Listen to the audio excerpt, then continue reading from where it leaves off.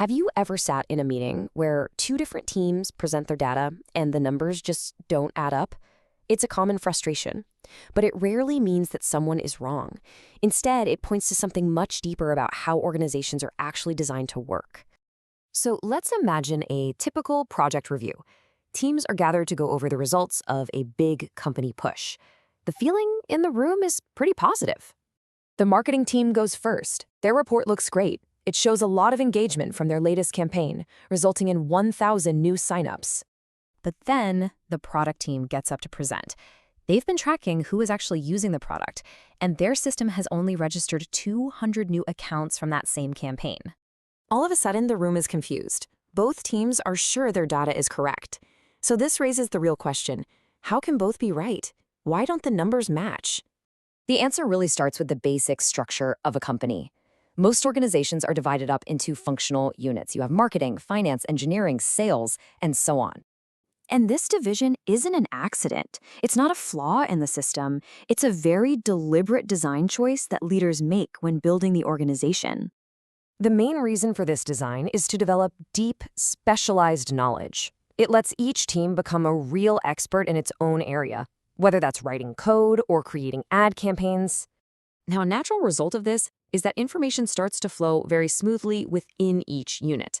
The people on a team share the same goals, they speak the same language, and this makes their internal communication really efficient. This leads to a phenomenon we can describe as contained information. It's what happens when the knowledge inside one team isn't easily shared with or even understood by other teams. And that's because the pathways for communication between these different units are just fewer and farther between. A person in marketing might talk to other marketers constantly, but they may only talk to an engineer once a week in a formal meeting. So, the very same structure that's designed to create expertise also, by its nature, creates separate and disconnected information environments. Each department ends up with its own little ecosystem of data and knowledge. But that structure is only part of the equation. The other key factor is that each of these units is measured by very different definitions of success. For example, the marketing team is judged on maximizing the total number of leads they generate. But the finance team, they're measured on how low they can keep the cost for each one of those leads. These two goals can actually work against each other. And these different goals create completely different pressures. Each team is guided by the metrics they're responsible for, and that shapes their priorities, their actions, and ultimately the data they collect. So you can see the sequence here. A team is giving a specific goal, like get more signups.